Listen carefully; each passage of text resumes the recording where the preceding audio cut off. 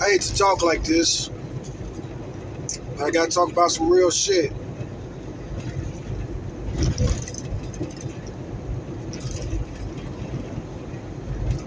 This message is to young men.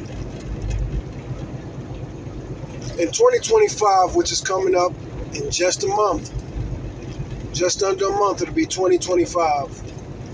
I'm making New Year's resolutions for myself. I want to quit smoking all the way. I still vape, pretty much quit smoking. But I want to quit smoking all the way, give up all my bad habits. Focus on myself, focus on my health. See if I can reverse the aging clock. I look kind of old. I'm in pretty good shape for my age, and I feel pretty good for my age. It's funny, I hear dudes talk about how bad things get once you turn 30 or once you turn 40. That's not the case for everybody. I'm 46, I'll be 47 real soon. My hairline is not receding. It might look like it's receding, but that's the same hairline that I've had for quite a while now. I've been through a lot in life, and I've been jumped a lot, kicked in the head a lot, beaten the head, sticks and police and gangs and stuff like that. I'm beat up pretty bad. Teeth crooked from being kicked in the mouth. It's happened on more than one occasion. But saying that is, I don't feel old. I want to start making blue pill advice and living it. Not only am I going to make blue pill dating advice and life advice, I'm going to show it. Look at me right now.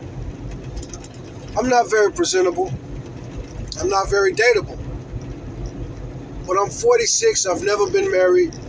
I got to get serious about finding a wife, or I ain't never going to find a wife. And there's a lot of things I could do to improve my chances of finding a good woman, a good wife. Take care of my grooming a little bit better, dress a little bit nicer, fix my teeth. Thankfully, I got all my teeth. And again, at 46, my teeth are ugly. But considering everything I've been through, I smoked for like 30 years almost. Smoked about 30 years. Smoked cigarettes. Smoked a lot of weed in my day. Like I said, I've been kicked in the mouth several times. Used to fight a lot in my younger days. My school days. And a little bit as an adult. But I got all my teeth. As a matter of fact, I got more teeth than most people. I have all 4 of my wisdom teeth. I don't eat a lot of sugar. I smoked cigarettes way too much, and it was very unhealthy. I'm glad I'm giving it up. But I'm still healthier than so many people who would criticize me for smoking cigarettes, it being an unhealthy lifestyle and life choice. But I work hard. Physically, I'm a blue-collar dude. As you can see, I'm driving this truck right now. And this really is second nature to me at this point. Most of my trucking jobs were much more demanding than my current job. Much more physically demanding. I earned my money. I earned my money the hard way. And I am about to give some warnings about dating and why I don't like the red pill and why the red pill is such horrible advice. My grandma, my great grandma, she used to have all these wise old sayings. One thing my great grandma used to always say in front of me, she wanted to give me the game. So she used to say that old saying, why buy the cow if the milk is free? You know, referring to women. Why would you marry a woman that's promiscuous? Why would you marry a woman that's given away, why would you purchase something that's free?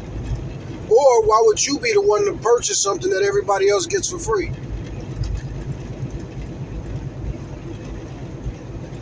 Grandma, great-grandma instilled in me early. The Bible instilled it in me too. I don't get how people can call themselves Christians and then they question me when I say, if and when I get married, I want to marry a virgin. The things that people say to that, trying to nag you into not wanting to marry a virgin or shame you into setting such a high standard, a lofty standard. Man, girls always say, one of the first things women want to say when you say, I'm not marrying a woman unless she's a virgin. First thing they say is very nasty, very gross, very inappropriate. I'm not even going to say it because I plan on putting this on YouTube. But you know what they say. Oh, you must plan on getting a... Did you really just accuse me of being a heinous criminal? What's the point of even conversing with you? If you're such a nasty, negative person. I said this and you turned it into that. I said I want to marry a virgin, so you want to label me.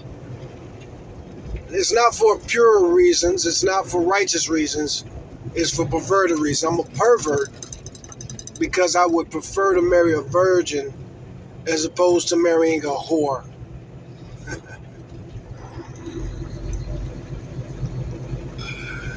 He's driving a shit truck. I just drove past. I slowed down because somebody was driving a shit truck.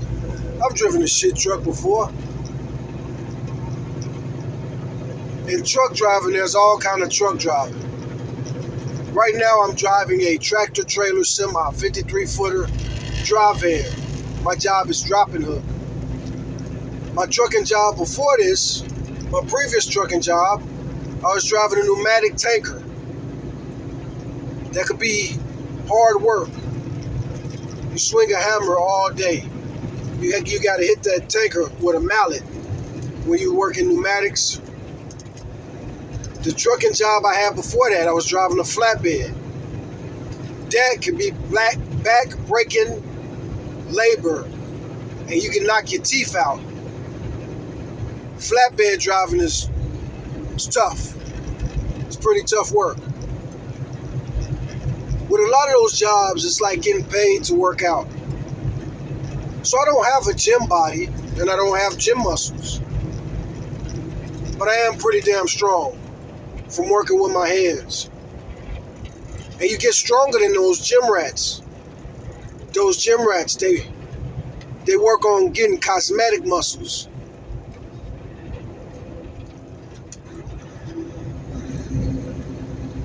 Guys like me, if we work a 8, 9, 10, 11, 12, 13-hour shift, we're working all day, sweating all day. One of the hardest trucking jobs, I've worked for 2 moving companies, that's a hard trucking job. And as a driver of a moving van, you got to drive to the location, then you got to load up the truck, and you're responsible for loading and stacking all of that stuff in that truck properly, making sure your weight is evenly distributed throughout the truck. You work the hardest. You get helpers as a mover, but you work harder than your helpers. And then you got to drive the truck. So after you load up the truck and y'all get on the road, your helpers are usually sleep in the passenger side, or maybe you long haul moving and they sleep in the back in the sleeper. But you're the driver. You don't rest until your hours run out. And your hours don't run out to 14 hours. And as a mover, you're probably going to use all those 14 hours every day. Because you got to load that truck. As a mover, depending on what kind of moving you're doing, as a mover, you spend more time outside the truck than you spend in the driver's seat, 9 times out of 10. A lot of trucking jobs are like that, especially local jobs. I worked as a garbage man before. Could be a pretty hard truck driving job. It is a hard truck driving job, even if you just pick up dumpsters with the machine all day. That's a lot more labor intensive than the average person would think. Another hard driving job. Almost anything that has to do with transporting tires. Look into tire lacing. Tire lacing. TIRELACING. Talk about getting paid to work out. That's work. It's dirty work. It's hard work. It's hot and sticky. And boy, talk about work that gets your muscles fired up, man. Work construction many times. I'm a very hard-working man. It's one of the reasons I'm not married. So many women don't respect hard work. They don't want you working hard. The average woman don't want you working hard. She don't want you coming home tired and sweaty 5-6 days a week. She don't want you working construction. When you work construction, you usually got to get up really, really early. And when construction work is like seasonal work. So when it's busy, you busy. So you can get up and you clock in at like 4 or 5 in the morning and you can work. It ain't like trucking. Trucking, you work 14 hours at the most a day, then you gotta take a 10-hour break. Construction, when those jobs is like really hidden and it's the busy season or y'all got a deadline, you can work 20-hour days. Easy. Easy. Sleeping on the ground during your lunch break, take a little siesta. You can work 20-hour days easy in the busy season. Often in crazy heat. Talk about getting paid to work out and cook. You get dark. You become dark and handsome. You know, when I was a young man, I probably could have been considered a pretty boy. Pretty boy. After a long, hard life of working, I'm not pretty no more. Some people might consider me handsome. Unfortunately, the wrong people be considering me handsome. These dating sites, man. I get hit up on the dating sites by homosexuals and transgenders way too much. Way more than women. It really is just ridiculous. It's nothing on my profiles indicating that I'm gay or interested in any of that. But they'll send me messages. The last message, just last night, some gay dude sent me a message. WYA, which means where you at? And of course I just blocked him. And I ain't gonna say of course, I won't block them all the time. I usually will just block the gay dudes. Especially in that case. That dude, I definitely was just gonna block him. Where you at? Don't talk to me like that, man. I'm not gay. And don't talk to me like that, man. Don't talk to me like that, man. Where you at? Like I say, ain't nothing on my profile suggests that I'm gay. Nothing about me suggests that I'm gay. People don't assume I'm gay. People don't guess I'm gay. People don't think I'm gay. People don't think I'm suspect. Even these gay dudes, majority of the time when they hit me up, they'll say something like, I can tell you don't get down like that, or you don't seem like you swing this way, but yeah, I don't. Like I said, I usually just block the gay dudes and the transgenders, especially if I could tell they transgender. A lot of these transgenders, they won't tell you. A lot of them do. A lot of them have it on their profile, and to them, much respect. I appreciate that.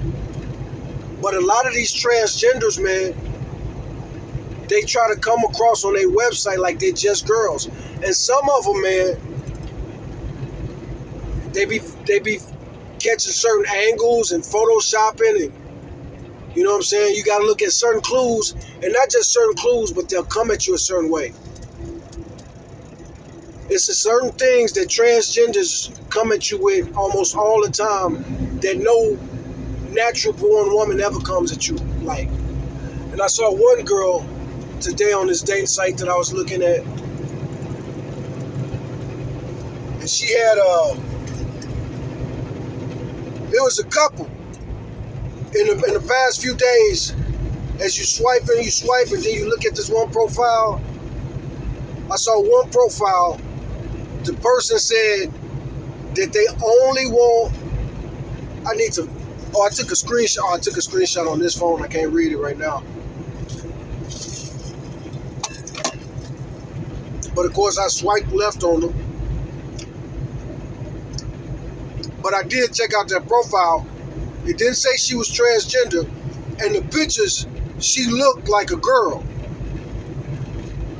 But she was like, you know, we're not gonna talk, we're not gonna do anything, we just gonna have discreet sessions, discreet hookups. You just come to my house and I might give you a massage and oral, and you leave and we're not gonna talk to each other. I don't think that's a woman, man. I don't think that's a woman at all. That's one of them try to trick yous. And that's bogus, man. And it's dangerous. A straight dude, look, I'm going to do a video about that one. Because this really do look like a woman from the profile.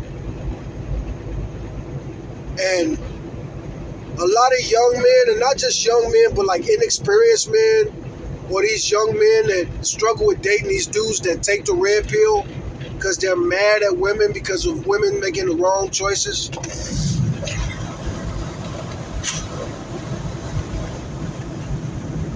I found this new YouTuber yesterday. I want to react to some of his videos. I can't think of his name off the top of my head. His name is like Fitness something. But obviously, he used to be red pill. But then he became fly. I don't know if he used to be red pill, but it seemed like he used to be red pill. But he takes calls and he gives guys advice on look maxing, that's what it's called, look maxing. To look your very best. And he gives really good advice, especially to young, inexperienced men. I mean, even to me, it's something that I need to hear. Now, I do okay on the dating sites. Looking rough like this. As a matter of fact, I look rough like this on purpose for a couple reasons. One, I get responses. And that might have something to do with all. No, I'm sure if I gussy myself up, the gay dudes will still be shooting their shots. But one reason I look so damn rough these days is because of the gay dudes. I had long dreadlocks 2 years ago. And because I had long dreadlocks, that meant I had dreadlocks for years. I haven't cut my hair. I hadn't been to a barber. I started growing my dreadlocks in 2013. And I cut them off in 2022, I think. Or 2021. Something like that. I recorded on video. But I was living in Austin. I'm originally from Chicago. I moved to Texas when I was a teenager. San Antonio was my home. But I moved to Austin years ago. And one of the main reasons I moved to Austin was for work. I had a work opportunity to move there to make really good money delivering pizzas. I was working for Domino's at the time as a delivery driver, or a delivery expert is what they call them. And I was a delivery expert. I took it seriously and I made good money. And I worked 12-hour shifts as a delivery person. I usually work 12-hour shifts. But anyway, I ended up transferring to a Domino's, the Domino's in Austin. I went to go work in Austin in 2015. 2015, I moved to Austin to work at Domino's, but I went to work at the busiest Domino's in Texas. I delivered a stupid amount of Domino's pizzas, man. I delivered a stupid amount of pizzas, man. Working 12-hour shifts at the busiest Domino's in Texas. Some days, man, I'm sure I delivered 60. I had 60 deliveries one day. And of course, sometimes I work more than 12 hours. But those add up. When you're working 5 days a week, well, at least 4 days a week. And I worked a lot. They let guys like me get as much overtime as I want. That's the funny thing about Domino's. They usually don't let people work more than 20 hours a week. But when you work really hard and you help take a company to the next level, you know, it's funny they talk about, you see people complaining about getting fired or getting laid off and how companies don't really care. The person who be working the hardest and be the most dedicated be the first one to go. Now, when you work like that and it takes 2 people to replace you, you got a lot of leverage. You end up telling your boss what you're going to do and when you're going to do it.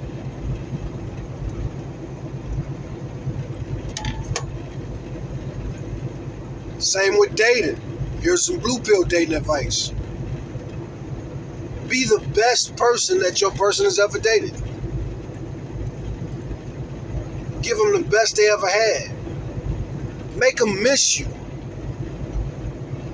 Make them regret it if they leave you or if you leave them. Same with work. Same with life.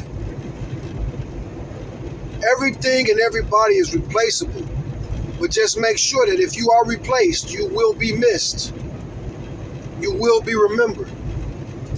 And that's why I believe in treating women right. This is why I say blue pill. These red pill dudes that do fitness. I saw him talking to one of these young men that called in. And he was talking about women like the dude fitness was checking them. He was like, man, you got that red pill stuff in you. He's talking about women as if they're beneath you, but you over here calling because you want to know how to date them more. And you say, you know, he was talking about how, because this dude, he asked these guys, like, when was the last time you had sex? And so this guy was like, you know, I had sex. I can't remember how long ago it was, but he said the last time he had sex, he paid for it. And he often paid for it. He was a trucker, like me.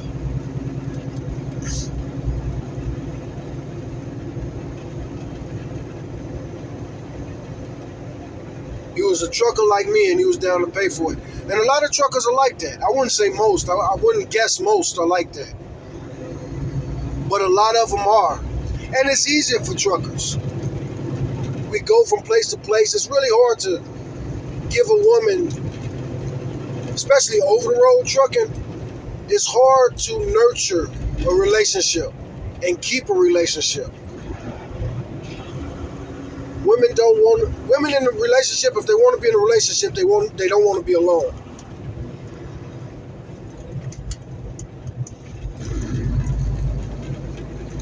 And as a trucker,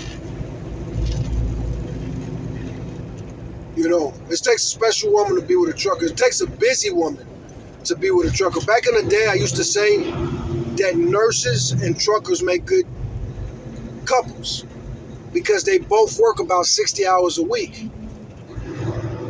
If you try, as a trucker, if you try to have a relationship with a woman that don't work or that works a little bit, she's at home most of the time, as the Bible says, idle hands are the devil's playground, and idle mind is the devil's workshop. Idle hands are quick to do evil. There's so many things about idle hands in the Bible. The book of Proverbs is a great book for wisdom. And at the beginning of the Bible, at the beginning of the book of Proverbs, it starts poetically.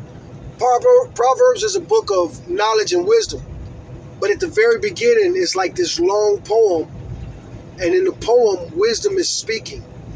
Wisdom is the narrator of the poem. And wisdom is talking about a wise woman.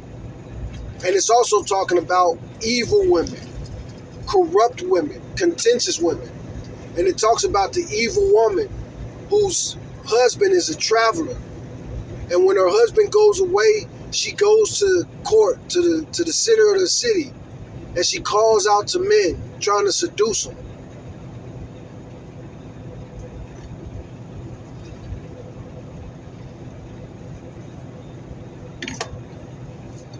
Over the years as a trucker, I've seen that so many times. Guys in these relationships, and they love their woman, they live for their woman. But their woman have a whole nother life that they end up building when their guy's away. When I was a trainer years and years ago, like 10 years ago, I was a trainer with a large company. And I used to have a lot of rules. Don't give me nobody. I would tell, as a trainer with these big companies, you usually have a lot of leverage. And you usually can say what type of student you'll take. I won't take a smoker. I need a smoker. I smoked cigarettes when I was a trucker, so I preferred smokers. Because somebody who doesn't smoke ain't going to want to be in a truck with me when I smoke. They're going to complain about it. It's going to be a problem and maybe a distraction to their learning. Or maybe I'll get somebody who don't smoke and I'll give them that bad habit. I don't want that on my conscience. As a trainer, your students really do emulate you, like very few jobs. Because you're not just teaching them how to truck drive, you're teaching them how to live out here in the open plains of America, in the open fields. As you go from city to city, coast to coast. In that company, I was doing coast to coast driving. And you develop these relationships. Turn right on ramp to US 82 East. You develop these relationships with your students. And they become weird. You usually become like a second father to them. Or really, in more cases than none, you become like a father. You become like their first father figure. A lot of these guys, they fresh at this company I was with, it was a student company. And a lot of these guys were fresh out of trucking school. They'd never driven trucks before. And I got a lot of hard cases. I got a lot of people that was hard to match. I got females and older people. Older people who had other careers and they had decided to become truckers. That's very interesting. Now you have this mentor relationship. At the time I was, so I'm 40, 1 mile ahead, turn right 46 on now, so I was 36 at the time. And my very first student was in her 60s, a retired corrections officer. My second student was a man a little bit younger than me. I was 36, he was like 33. But he was much younger than me, especially experience-wise. Chronologically, he was older than me because he was so overweight. This kid was over 400 pounds. Real talk. He had only lived with his mother, and his mother recently passed. So I really was like his father figure, and I had to handle him like a child sometimes. 0.3 miles ahead, turn right on ramp to US 82 East.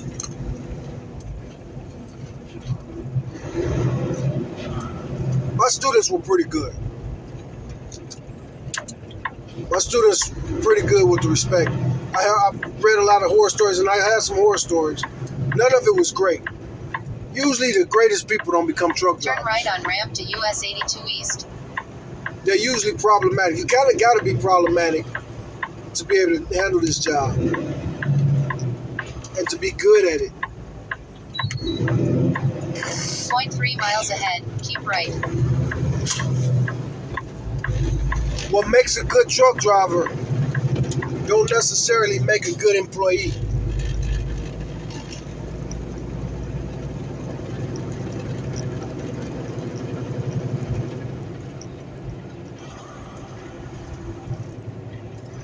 But anyway,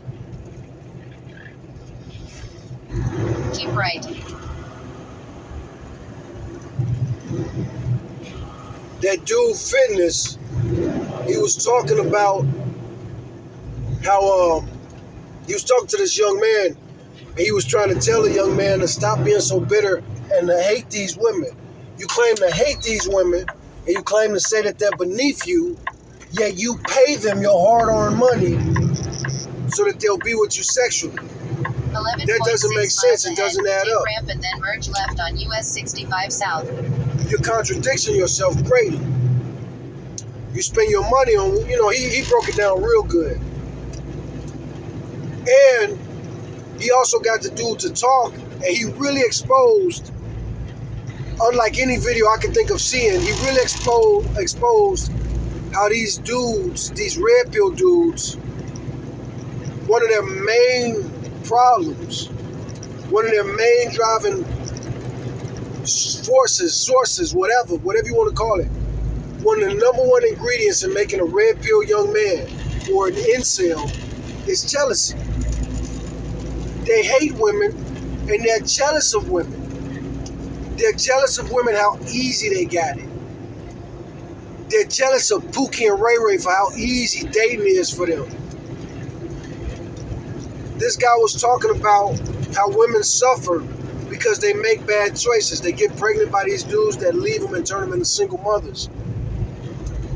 They should have picked me, is what he was saying. And because they didn't pick me, now they screwed over.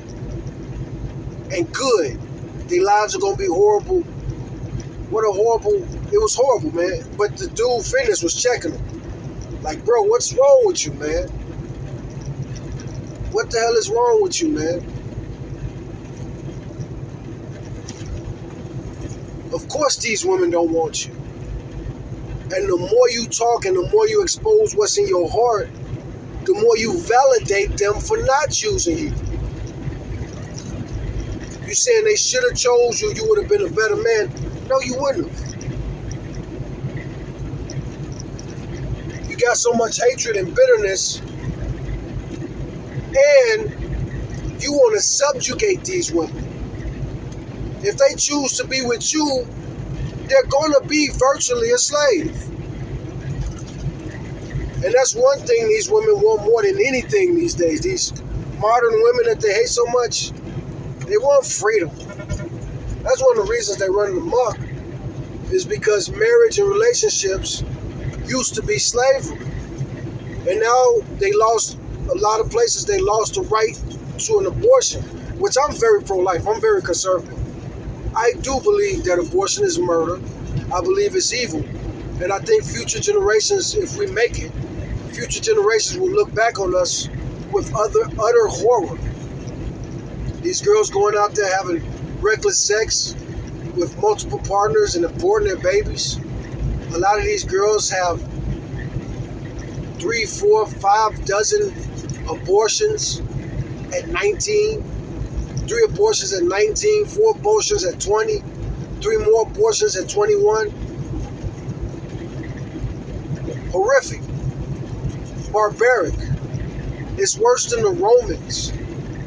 When women would give birth and they would present the child, or like the Spartans, they would present the child to the presumed father, and the father would either kill the baby or accept it, oftentimes killing the baby, horribly, brutally. We're just as barbaric. It's just clinical. It's probably more barbaric when you look at the sheer numbers of the amount of abortions since the Roe versus Wade verdict, which really should have been overturned just off of legal precedents. That case was completely bogus. You look into the facts of Roe versus Wade, that case should have been overturned. It really should have been overturned. But anyway, these women want freedom.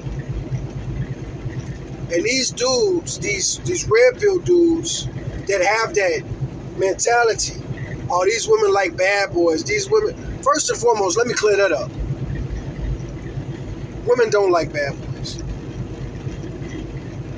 If a woman would prefer a jerk over a gentleman, something wrong with her. And me personally, as a blue pill dude, I don't have time or patience. I do have the time and the patience, but I don't deserve to have to deal with a woman that's like that. A woman like that has issues. And not only does she have issues, but she's been with some dudes that I don't want to follow. It's like if you buy a house. Would you want to buy a house where they were selling crack out of that house? The people that the previous tenants were selling crack in that house. Some young punks. And it wasn't a house that they bought. Grandma died. Young punk inherited the house. Start selling drugs out of there. And next thing you know, they turned into a crack house. They got the crack smokers up in there smoking. Do you want to buy that house? What about a car? How many owners, if you could only have one car in your life, would you mind how many people owned that car previously? Would you mind if the previous owners wrecked it a few times, abused it a few times, let the engine run out of oil, let the radiator run out, burnt the radiator up? And that's what it is when you get these women that these red pill dudes describe, trying to get your numbers up and get your experience up. They say that women like a dude who got hoes. Something wrong with that woman. Something wrong with that woman. Just like a dude, if a dude prefers strippers, what's up with that? So a woman prefer thugs? No, that's ridiculous. That's absolutely ridiculous. Some girls do. Based on their environment, how they was raised, how their fathers treated them, or their relationships with their father, or their lack of a relationship with a father, their morals. And a lot of black girls, especially from my generation, was raised as Christians. Still to this day. And a lot of women do go to college and they give up their morals. It's always been like that. And again, that's one of the oldest tropes in the world. A girl who was sheltered and raised real strict, she goes off to college and she becomes a wild girl. There's a TV show. It's not a TV show. It's on the Max app called The Sex Lives of College Girls. I like that show. I find it very entertaining and also very realistic.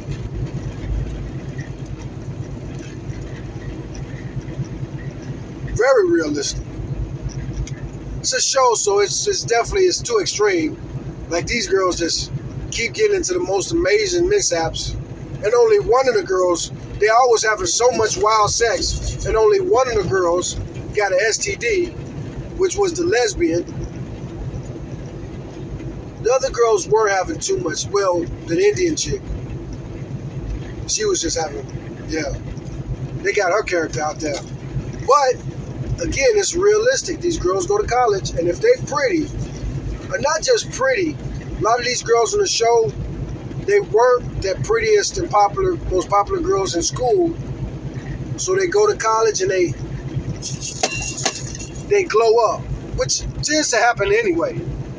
If you're a college girl, for girls and guys, typically speaking, from my experience, you're going to be your sexiest and most appealing in your college age, from the age of 18 to 22. That's when everybody want to sleep with you. For men, for me, I feel like I'm peaked at 25. I feel like when I was 25,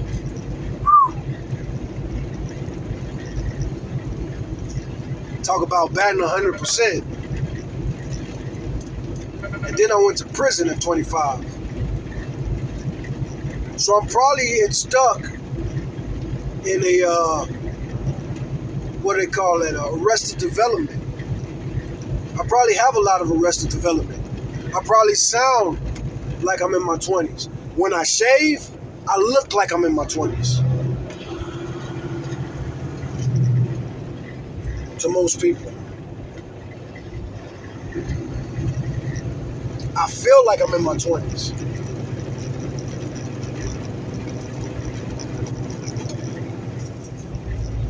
But I'm very active.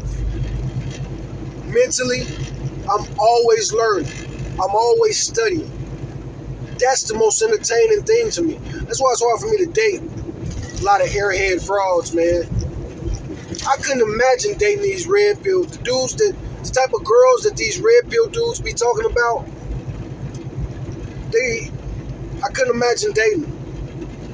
Girls that want to go out and dance and party and hook up with strangers and grind on strangers every weekend. I lived that life. When I was 20, in my 20s, man, in my teens.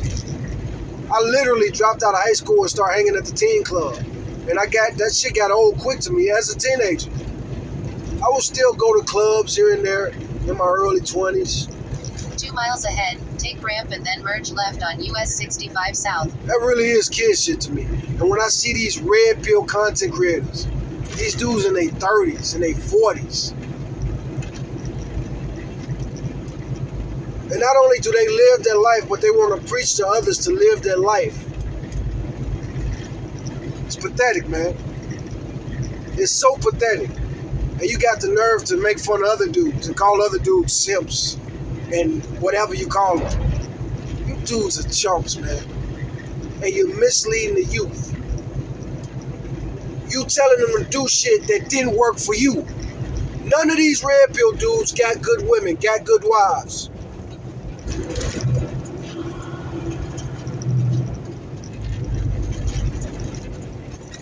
I mentioned my great-grandma and I didn't get that last statement out. You catch more flies with honey than with shit. Well, the way I changed it up to say 1 is, mile ahead, take ramp and then merge left on US 65 because later in life I said, South. Grandma full of shit. I said, Grandma was wrong. You can catch just as many flies with honey as you catch them with shit. It's no difference. Flies like honey, flies like shit. Really, flies prefer shit than honey, to be honest with you. Bees like honey. But the thing about catching flies with shit is you get shit all over yourself.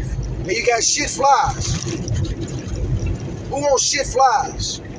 And that's what it's like with these girls that these red pill dudes attract with negging.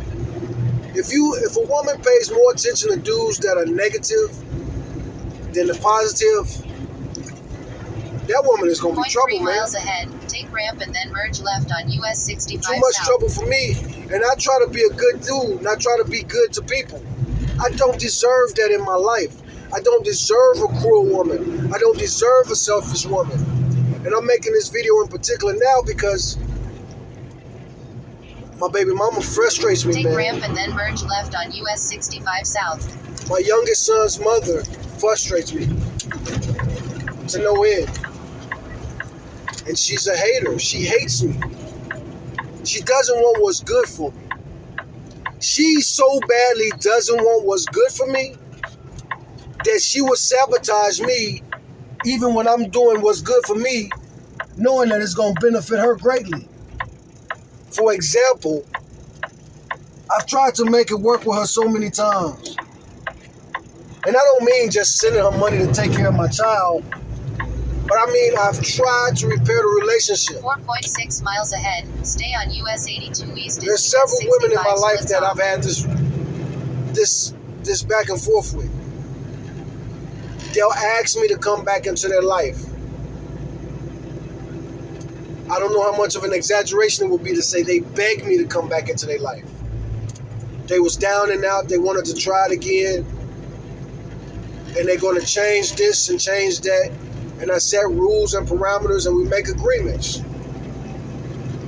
And then I make, as the old saying says, You make one step towards me, I'm the man. I'll make two steps towards you. I'll lead by example. I know that you can't keep up with me. So I'll run a little bit slower. I will slow down until you can keep up, because I want to build with you. So anyway, me and my son's mother, we made an agreement. She had an opportunity to get a house. However, she had a lot of issues. She didn't know how to take care of a house. She didn't know how to fix up a house. She didn't really know how to shop for a house. She never owned a house before. And she would need some help financially. She would need money, help with the down payment. She had to get this together and that together. And so anyway, I'm already helping her, especially with the money stuff. Helping her with the down payment, helping her get this and that, all these things that she's saying she needs to get this house. But either way it go, I can't remember I know what happened. My brother had passed, and my job was just too demanding. I needed a break from my job. So I wanted to quit the job, and she was getting the house, and we've been talking about it for a while, and I had been supporting her very consistently, and not just supporting her, but I was really blessing her, because my job, it was very demanding, but it paid very good.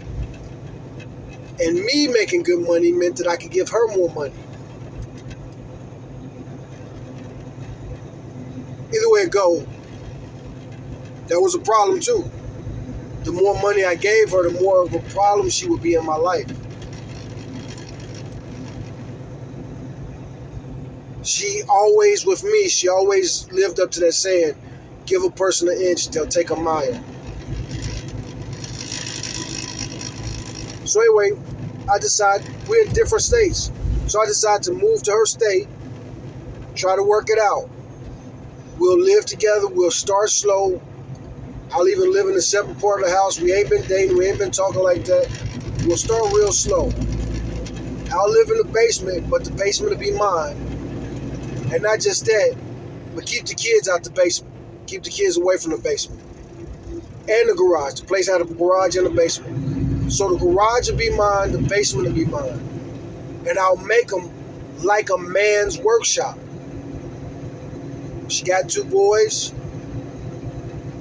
my son and his brother. And they need guidance around. And they don't just need guidance. You know, my son is the oldest, so he has a little brother. 2 miles ahead, stay on US 82 East. And the little brother's father, splits off. Very different from me. You know, he one of them dudes, he play video games. He's into the young music. He's a lot younger than them. They're younger than me. She's younger than me, he's younger than me. They're both about the same age, which is about 15 years younger than me. And I ain't listening to you people that hate on me. I don't mind dating a woman my age. But most women my age, jaded, baggage, burnout, ruined, dated the wrong dude. Dated a dude that mussed him up. Again, like the car analogy. I've had many cars. I take care of my cars. I take care of my cars. I don't deserve to buy a used car from some dude that didn't take good care of his car. 1 mile ahead. Even when I smoke cigarettes, my cars never smell like cigarettes. No cigarette burns in my cars. I got pictures too. Most of my cars look better the day that I traded them in than the day that I bought them.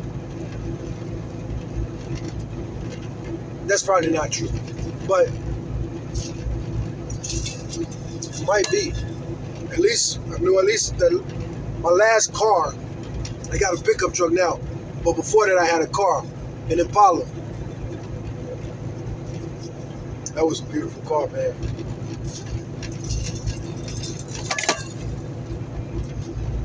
0.3 miles ahead. But they had mechanical problems. East is US 65 splits off. And they offered me more than I owed on it as a trade-in when I bought my truck, so I couldn't turn that down. It was really a Stay scam. on US 82 East as US 65 splits off. And this is a beautiful place I'm driving right now. I don't know if I'm in Louisiana or Mississippi yet. 18.3 miles ahead, turn right. I think I'm in Mississippi. It's beautiful though. Especially for somebody born and raised in Chicago, I can really appreciate some of the beauty that I see on the outskirts. Spent my first 30 years, first 15 in Chicago, next 15 in San Antonio, and a lot of that was locked up.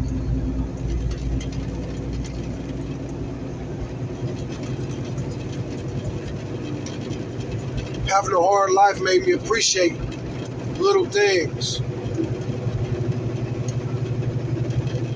Anyway, move up there with my baby mama, and boy, she just complained. And she would talk that shit. In my house, you ain't gonna be running me. First of all, we had this conversation. If I move in the house, I'm gonna be the man of the house. And I'm not a tyrant. I'm very good, I'm very patient, very gentle, very understanding. But anyway, she would love that. You're not gonna be running me in my house. I'm not trying to run you in your house. You need to stop saying that. You really need to stop saying that. Before you make me snap and show you what the hell you fucking asking for. And it is what it is. I am the man of this house. It is what it is. I'm not trying to run you. I'm not trying to boss you around. But you need to stick to, we made agreements. But anyway it goes, she was yelling, fussing, and fighting every damn day.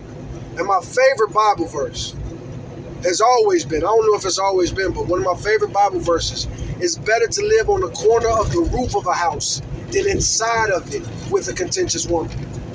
That is some real shit. I could, as a little boy reading that verse, I could relate to that. Living with my mom, dealing with my mom, I used to run away. Mom get to yelling or bossing me around or just incorrect. You're wrong, and you're shouting your wrong shit at the top of your lungs, and you're fucking wrong. I'm out of here. I'm fucking out of here.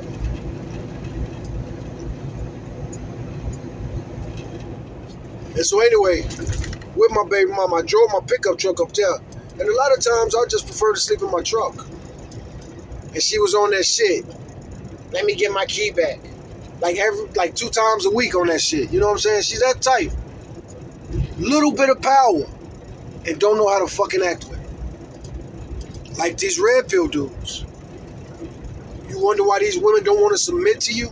I've never had a problem with women submitting. Even the son's mother that I'm talking about, she became like this. In the beginning, I got our whole relationship on video. In the beginning, she was so submissive, so willing, so compliant, so agreeable.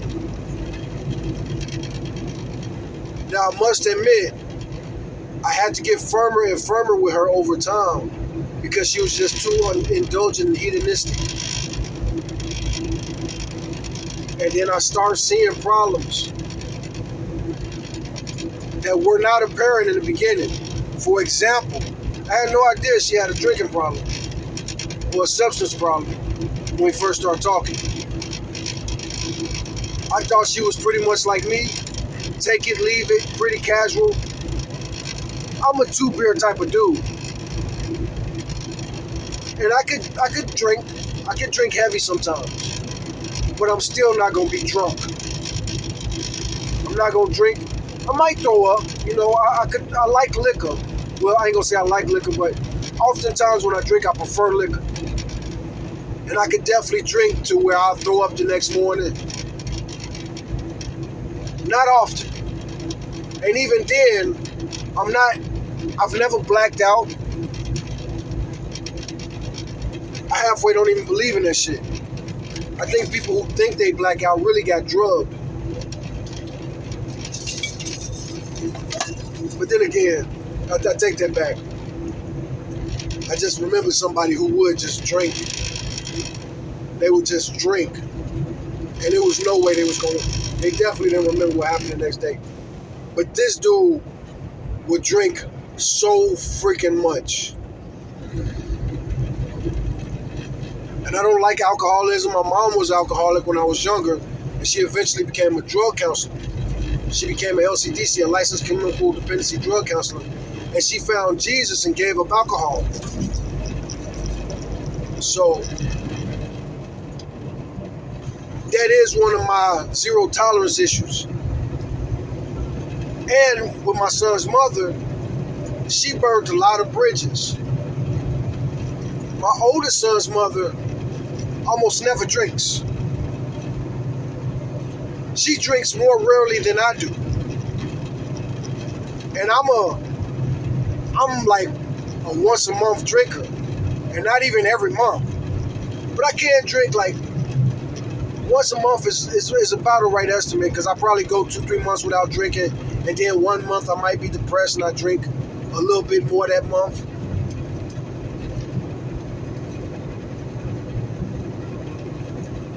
But either way it goes, I'm not gonna overdo it.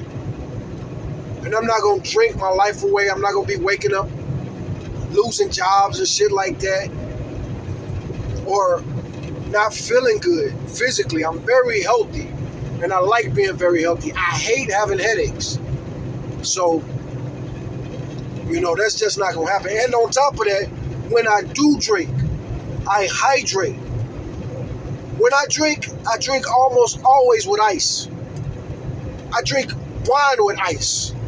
I damn sure drink liquor with ice. Beer. I drink beer with ice.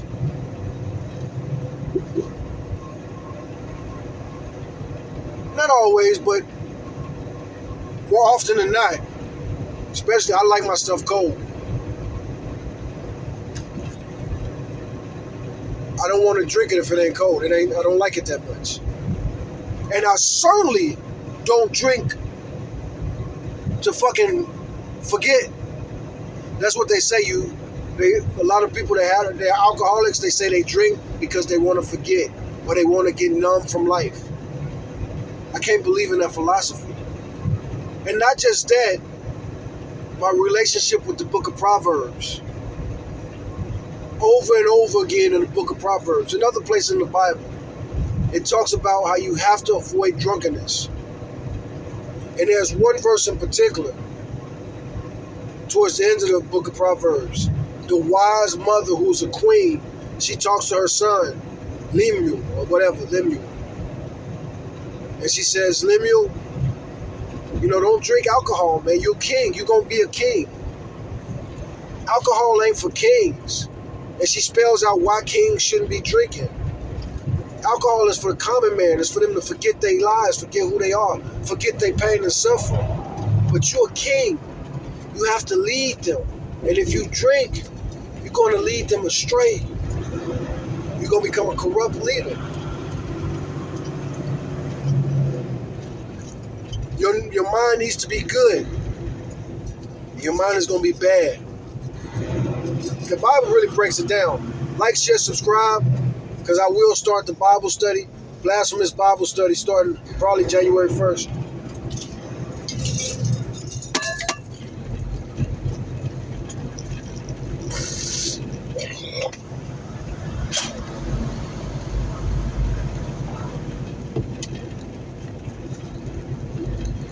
I went to prison a couple times as a young man. The felony, I caught a few felonies, especially as a teenager. Pretty sure the first time I was charged with a felony, I was 16. And I probably caught a couple of felonies at 16. They both got dismissed. I ended up going to job court. They threw out one of my cases.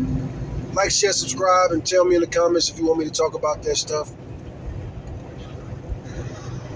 18, I caught some cases. Then 18, I caught the felony that I ultimately got convicted of.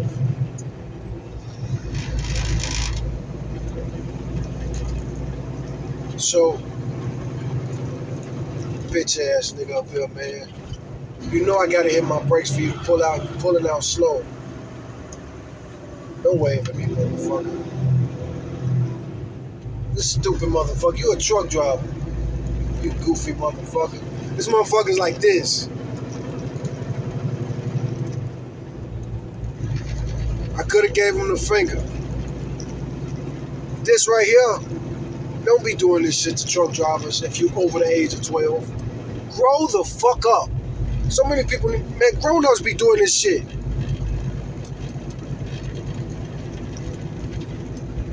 Fucking pathetic ass, baby ass generation. Weak ass motherfuckers. And the weakest of the motherfuckers are these red pill alpha motherfuckers. Fucking bullying girls. And then got the nerve to call themselves alphas.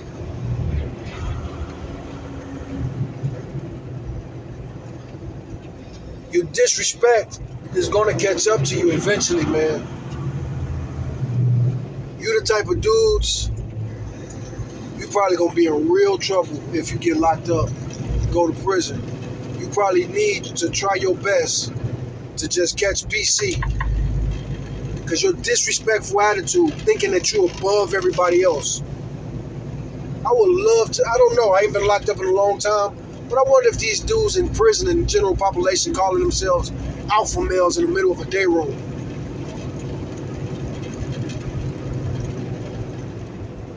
I'm gonna fuck you up if I'm locked up with you. We're in the same tank, and you talking about you the alpha male in that tank?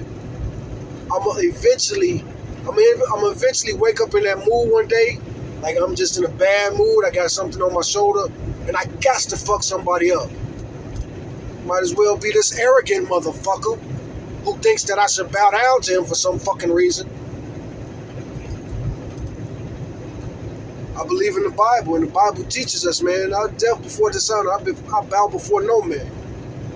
Call yourself alpha. That's what Yeshua in the Bible calls himself. And you think you're better than Yeshua. You think you're better than Jesus and Jehovah. A lot of these dudes really think they are that.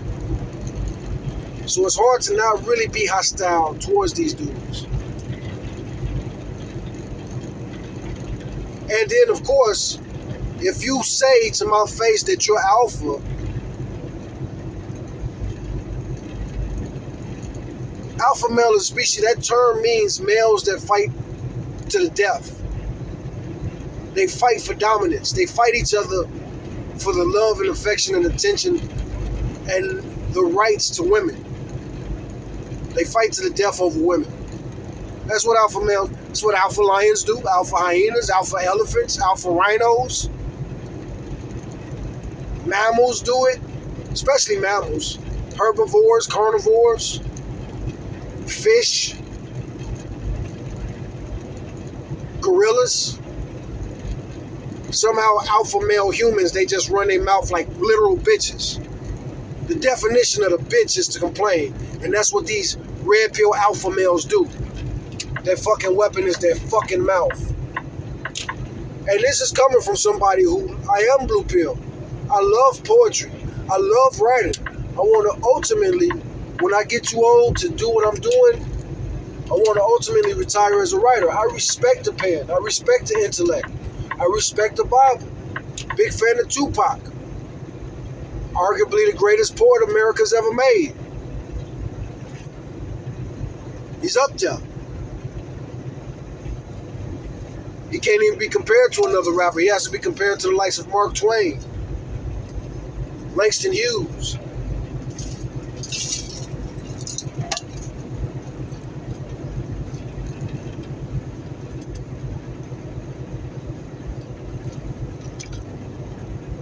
And he was very sensitive and very poetic.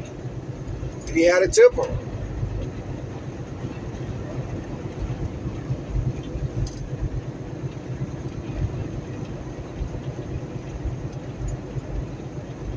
And he could be braggadocious, but for the most part, Tupac didn't compliment himself that much. He complimented others. And he let others compliment him. And that's one of the key ingredients, in my opinion, for somebody that's at the top of the food chain, somebody that's in leadership, Who the fuck wants a leader that's always telling you how great they are? Great leaders talk about how great their team is. Great leaders make the people beneath them better, not more subjugate. You train the next generation to be better than you, not to keep them pigeonholed. These motherfuckers don't want to be king mindseted. I mean, there are all kind of kings. Caligula was a king. And that's what they think like. Hedonistic, degenerate, bitch-ass niggas. And yes, I'll say it to your face. Gladly. Better ask somebody. Or find out the hard way.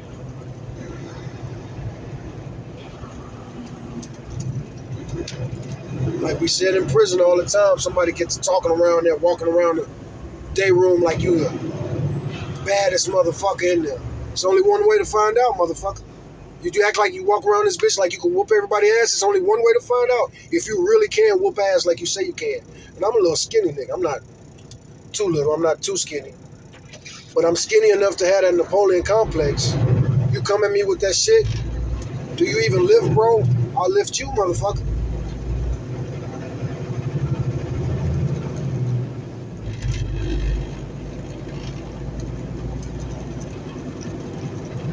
Baddest men on the planet. John Jones. Tall and skinny. Not really, he became a heavyweight, but he gonna always be a slim dude. Slim built.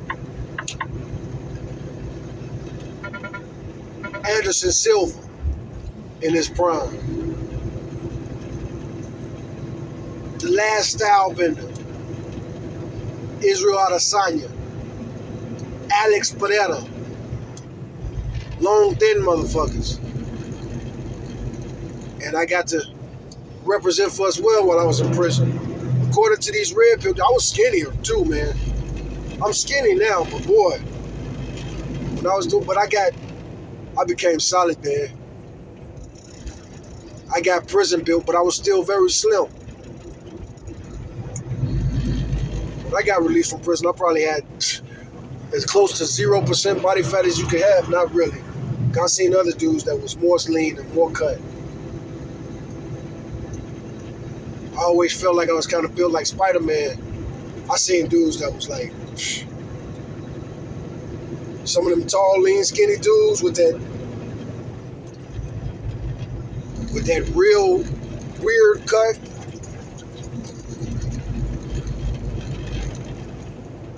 We kicked ass up in there. Size don't mean shit, and I did my due diligence to prove it. I got sidetracked thinking about these red pill motherfuckers that just pissed me off with that level of arrogance. All women should submit to you because you're a male. That sounds like some predator shit right there. I believe differently. I love women. Fight.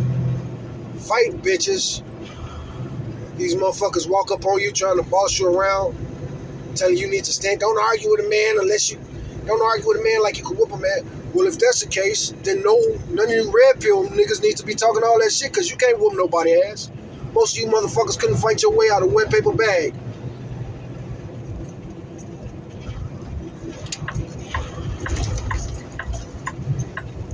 Most of you motherfuckers, if you hit somebody, you'll hurt your hand before you hurt them.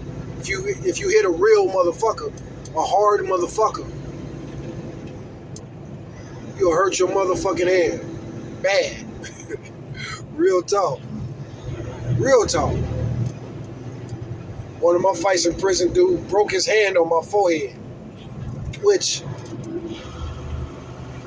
you probably shouldn't be punching nobody in the forehead unless you're really blessed with good bone density and you're hardened. You got some ashy knuckles.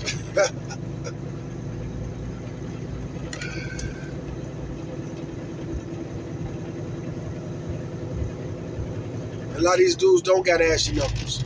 You can look at them and tell they soft as toilet paper. A lot of these dudes that be talking that shit, talking about how tough they are and who they'll whoop, you'll get your asses beat. Even if you win the first 2-3 rounds, motherfucker can take a lot of pain and gonna fuck you up. When it's finally their turn, when you finally run out of steam, and they still as riled up as a rattlesnake, they gonna get the end. They gonna end that fight, and you gonna be fucked up. A lot of you dudes think y'all talk tough, talking that tough shit. Anyway, I digress. I can't stand the bullying. I can't stand these dudes that want to bully women or say this bullshit. All women should submit to all men. That's stupid shit. Most men are stupid as fuck. Most men are not worthy of subjects. Most men ain't meant to be kings. It's just mathematically common sense. In a world full of kings, most men have to be peasants. Or that shit just ain't gonna work mathematically. And you so smart and logical, you should know that. Most men shouldn't even have a chance to breed. In any society when most men or most males have an opportunity to breed, that's called relaxed selection. That's called relaxed selection and evolution.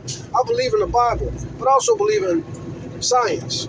Charles Darwin, the father of evolution, he died a Christian. And his original studies was seminary studies. One of the first books he read was the Bible.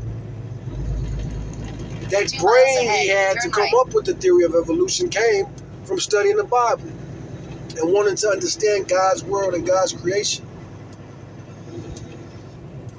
And it's undoubtable that he had a deathbed conversion. He converted to Christianity formally on his deathbed. Charles Darwin wasn't no atheist. Albert Einstein wasn't no atheist. Isaac Newton wasn't no atheist. However, these red pill atheists think they're so damn smart.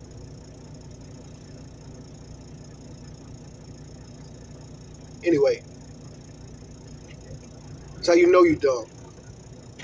You don't even know the simple things, but you think you know what's outside of this universe. I'm supposed to be talking about, what am I supposed to be talking about? Why did I start with, oh yeah, my baby mama? And the ultimate blue pill lesson.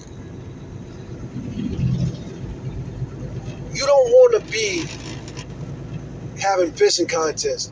If you have a woman in your life and you got to constantly have pissing contests to keep her interested, to keep her intrigued, to keep her from being bored. If you're a good dude, you don't deserve that. If you're a con man, you don't deserve that. Bullshit gets old, and that's bullshit. I got to have a dick measuring contest with every man that comes in the room because the bitch that I fuck with is some primal bitch in heat who makes her decision based off of her pheromones and not with her mind. There are smart women in this world. There are intelligent women in this world. There are classy women in this world. But they probably not gonna fuck with these red pill dudes who teach motherfuckers day game.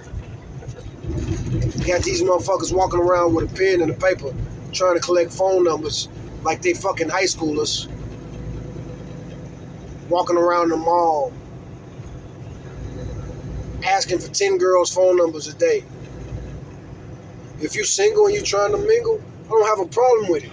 But if you're doing it for points of practice, playing with people's emotion, and then you got the nerve to be mad because people have played with your emotions, you reap what you sow.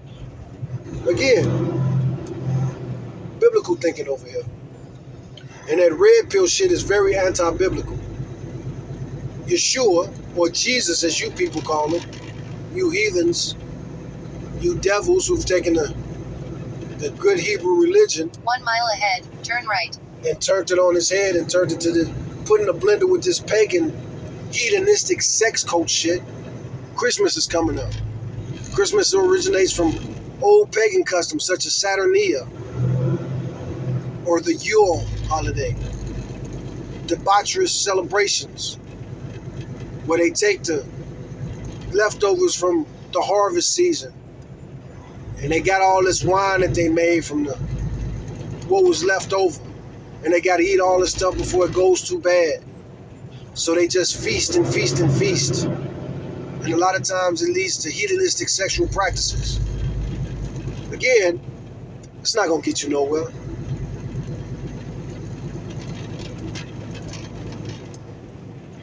This will be part 1 of this blue pill stuff. But those women that are like that want the alpha dude. I think of the old show Married with Children. I remember one episode Kelly Bundy was talking about how some boy had a knife fight with some other boy and he won in the fight and she was the prize. I can't remember exactly how she said it, but I remember seeing that as a little boy. And it really smacked me in the head like, damn, that's how life is. That's how some of these bitches are, man.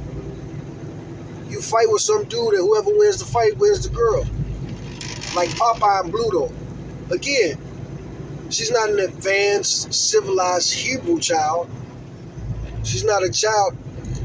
God, according to the Bible, God created the heavens and the earth. miles ahead, And on the sixth day, he created humans. And those humans that he created on the 6th day, he gave them 2 commandments. Be fruitful and multiply, and subdue the earth. Dominate the earth. He made them primal human beings.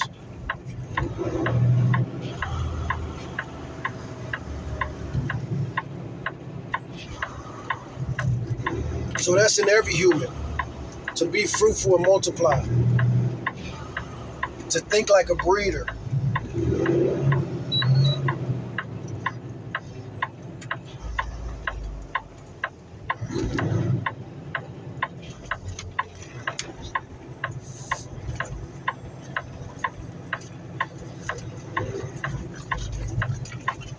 And I couldn't see my tires, but that looked like a fucked up turn.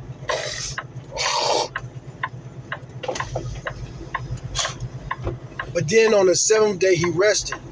Then on the 8th day he came and he made the first Hebrew. He made Adam. Adam was special and he was different from the other humans. With Adam, he gave Adam a job. He said, name all the animals. He put him in the garden, separated him from the savages out there who was just fighting for dominance and having sex and breeding. He told him, damn.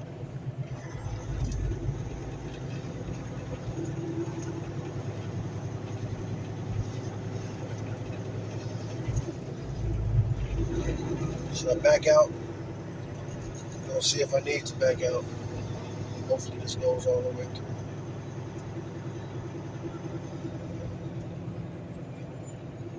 I'm sure it does. Damn, this is a tore up ass parking lot. It's messed up. I gotta take this beautiful truck to this little fucking shitty ass Mississippi parking lot.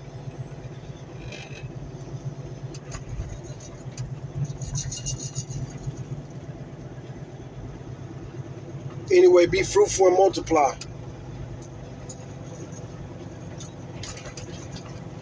Thinking with your penis doesn't make you an exceptional person. It just makes you a beast. You have the sexual morals of a dog, male or female. Sniffing strangers' butts, backsides, looking for a partner.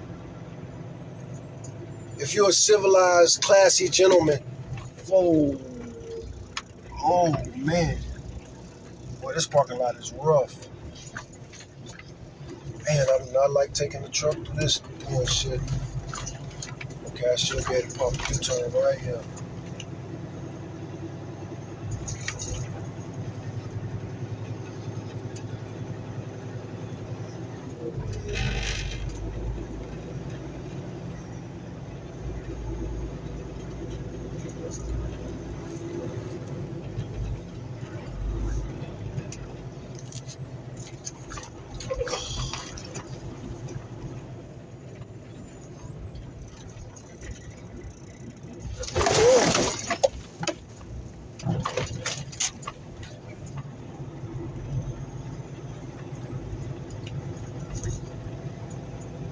Are you a man or a monster? Are you a human or a beast? Are you descendant of the Hebrews? Again, back to the Hebrews that he created on the 8th day after he rested. He rested and he came back and he seen how his creation had evolved or devolved. That's what it did. That's what it tended to do. Because it was relaxed selection. When you give a person or a species everything that they need, they become so dependent.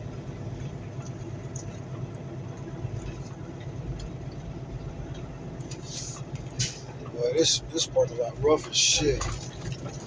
If I ever come back here, I'm gonna handle this a completely different way. I'm gonna just take a U-turn and back into this.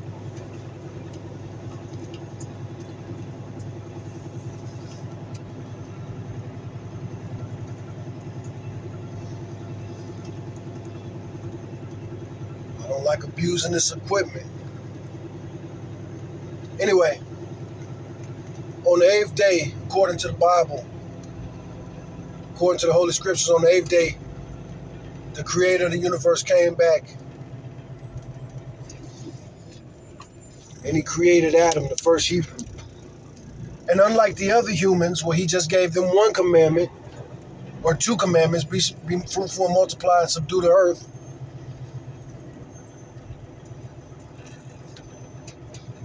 with Adam it was different.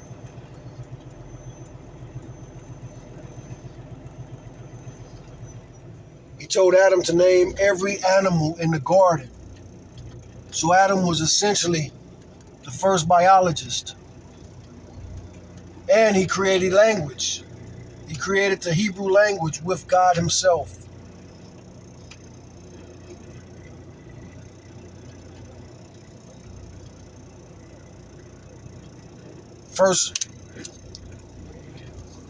The first scientist, the first linguist,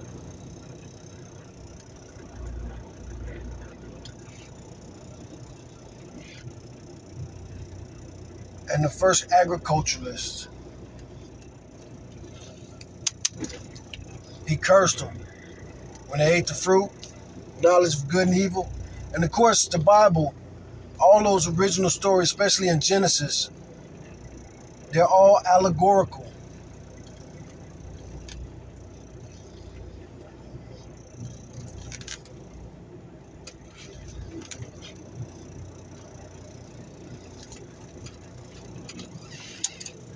It's my first time here. I should.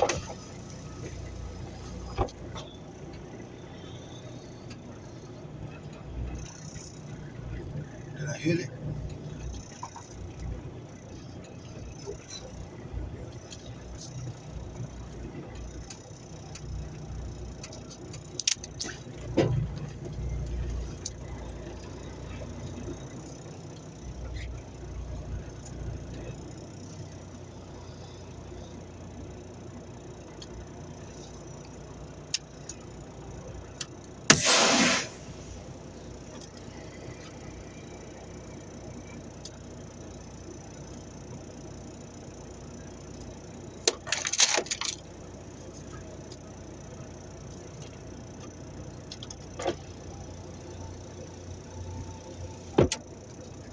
But yeah, he raised Adam different.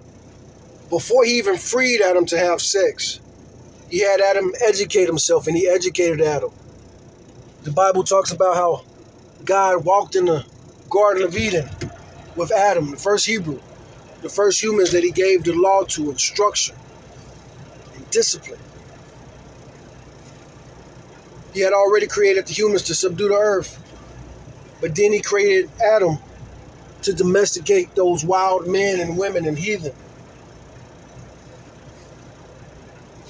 And if you want to live under the Hebrew laws, you need a special kind of woman. You don't just need an Eve. You don't just need a Jezebel. You need a virtuous woman. And a virtuous woman ain't going to put you in that stuff. She's going to get you out of that stuff. She's not going to compel you to be primal and animalistic. She's going to compel you to be the best man that you could be. Anyway, this will be part 1. Like, share, subscribe. Let me know if you want part 2.